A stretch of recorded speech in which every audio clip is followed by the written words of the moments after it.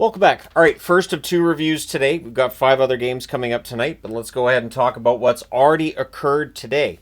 Starting with the Detroit Red Wings at home against Vegas. Samsonov versus Mrazek in this one. Haig has an early chance that's held. There's an offensive zone penalty taken by Brett Howden, so the Wings go to the power play. Raymond has a shot that's blocked. DeBrincat has a shot that's blocked as well. Puck's cleared out. Power play's killed off, and as a result of shot blocking, no shots actually hit the net for Detroit during that power play. Vegas presses at 5 minutes. Berggren has a slot shot that's held. Mott is denied on a rush. Mott had himself quite the game today. Wings press at 8 minutes. Stone to Hanifin, near miss at the Detroit net. The Wings press with 9.5 minutes left. The shots are 4-3 at that point in favor of Detroit. A lot of one and done. Pretty defensive game to that point. Detroit, I'm not sure if this is a change in the way they're playing, if Vegas was more passive, what it was. But yeah, Detroit's defense today, the structure was there. And that's something you need against top teams. Vegas presses with 6.5 minutes left. Again, the Wings with some blocking. Kane's then denied on a 3-on-2 rush. There's a brief press by the Wings that follows. More pressure by Detroit with 3 minutes left. Vegas is now the one that's blocking the net. Soderblom has a tip shot that's held. Kane then has a 2-on-1 chance that's held. The Canes are a hockey team. Vegas presses to close it out. It's 0-0 after 1. Second period, Edmondson has a net feed that's turned aside. Kasper couldn't bury the rebound. Things get pushed and hold by Samsonov, and that leads to 2 minutes of 4-on-4. Vegas presses at 3.5 minutes. Stone has a wrister that's held, but the shots are 6-2 Detroit at 5.5 minutes.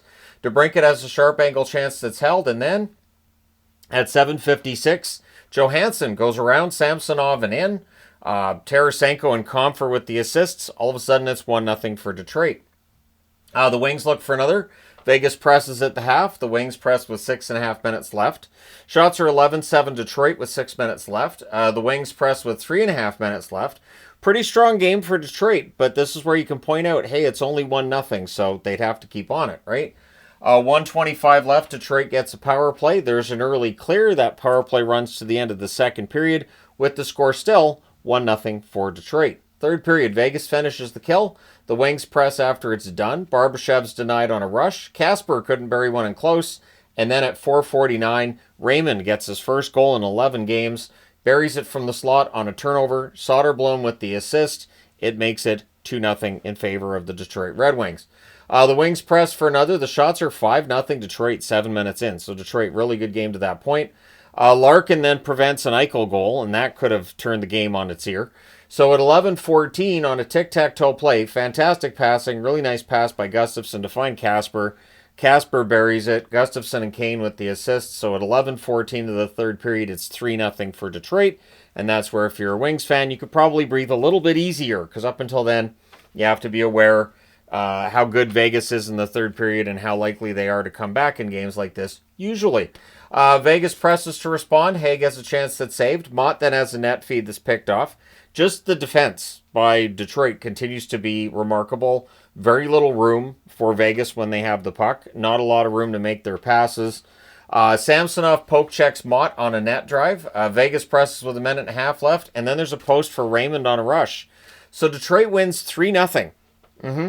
Shutout victory for Detroit. They go to 32-29-6 with the win. With the loss, Vegas 39-20-8 on the season. Shots on net, 8-5 Detroit the first, 12-8 Detroit in the second, 7-4 for the Wings in the third. They outshoot Vegas 27-17. Power plays, Vegas didn't have any. Detroit goes 0 for 2. The hits, 21-15 Vegas. Samsonov saves 24-27. Mrazek saves all 17 shots for the shutout, his first since returning to Detroit. And who knew Peter Mrazek would be the answer for any goaltending woes that Detroit was having. And I didn't see that coming. So the chess magnets on the board because 3 goals or less, and the Tony the Tiger magnets on the board because Mrazek was great. But also, what was great was the defense by Detroit. Just really impressive show. All right, next up, the Dallas-Colorado game, which featured a few more goals, so no chess magnet here. Ottinger versus Wedgwood. There's an early press by Colorado. Then there's an early power play drawn by the Avs. That's killed off. 3 shots on net for Colorado during that. The Stars were a step slower. The Avs are forcing turnovers. But then on a turnover that they get, Dallas scores on their first shot. At 4:10, it's Robertson from Hintz and Rantanen. So all of a sudden, it's 1-0 for Dallas, and Rantanen got booed every time he touched the puck because, hey, first game back in Colorado, signed an 8-year deal in Dallas. That's what's going to happen. Stars look for another. The teams trade turnovers. The shots are 5-2 Colorado at 7 minutes. The fans call one, the referee does not. The fans call another, the referee does not. And I know Abs fans are probably like, the officials today. Colorado had 5 power plays today. Dallas had 1. So I'm not saying the officials were perfect or anything. Absolutely not. Just I do find that odd. And I know it happens in every game, I'm sure.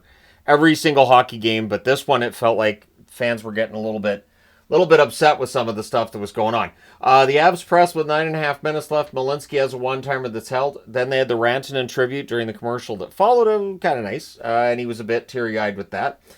Ben goes back to the box. Jamie Benn had 6 minutes in penalties today. Hey, you got to get on the score clock somehow. So that's the second Avs power play, and it is a 4-minute power play. Colton's denied. Ottinger holds on, and at 14:09, during the second 2 minutes of that 4-minute power play, Natchez scores from Makar and Drouin, so the game is tied at 1. Stars press to respond, but they're kept to the outside. The shots are 11-3 for Colorado with 4.5 minutes left. Avs press with 3 minutes left. Ceci has a slapper that's held in the closing seconds. It's 1-1 after 1. It shouldn't be. Like, Dallas was outplayed through most of the period, and honestly most of this game, but we'll go through it. Second period. Makar has a one-timer that's held. We get a power play for Dallas. Robertson has a chance that's held.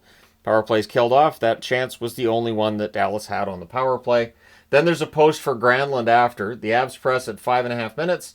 And at 6 minutes and 24 seconds, Nichushkin wires one inside the post. Taves and Makar with the assists. Colorado with their first lead of the day at 2-1. Lindell then fires one wide on a rush. The Stars press at 9.5 minutes. The Avs get pinned down a bit, but they don't give Dallas much in terms of a chance to get to the net. Shots are 7-6 Colorado with 8.5 minutes left. The referee is informed that he sucks right around this point. Avs press with 7.5 minutes left. Colton fires one high. Stars, no room for them. Lots of Avs puck pressure every time Dallas has the puck. Kiviranta has a net feed that's picked off, and then at 17:19 from a sharp angle, Drouin roofs one. The assist to Malinsky and Drouin, and then with 15.7 seconds left, Colorado goes to the power play. So they're up 3-1 after 2 are the Avalanche, and they have a power play to start the third.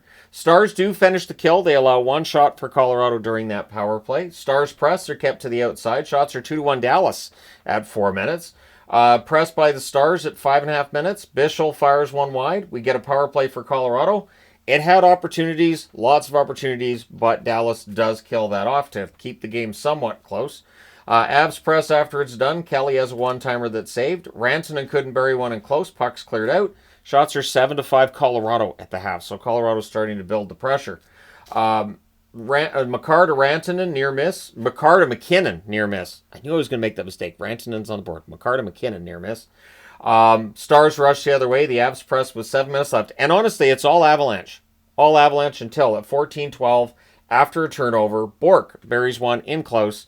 The assist to Ben and Johnston. So that makes it 3-2. And then 20 seconds later, it's a rebound goal, Duchesne, from Lindell and Marchment at 14:32. So in 20 seconds, it goes from 3-1 Colorado to 3-3 Dallas. And as a Stars fan, I'll just say it, they had no business being in a tie game. This was very much an Avalanche-controlled game.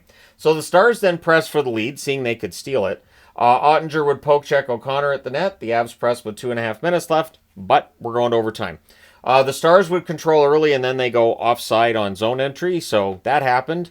Then the Avs win a faceoff, and Makar decides, I'll just do this myself, and that's essentially what he does.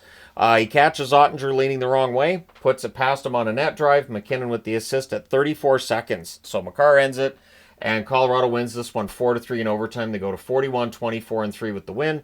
With the overtime loss, Dallas 42-21-3 on the season. Shots on net, 13-4 Colorado in the first, 14-6 Colorado in the second, and then 12-9 Dallas in the third. Colorado only needed one shot in the overtime. They got it done. Final shots, 37-22 for the Avalanche. Power plays, Dallas 0-1, Colorado 1-5. The hits, 28-26 for Colorado. Ottinger, 33 saves on 37 shots. Wedgwood 19 saves on 22 shots at the other end. So there you go. Let me know your thoughts in the comments section below. As always, don't forget to hit like and subscribe in the event you may not have done so already. Thank you guys so much for all your support as always. I will talk to you again soon.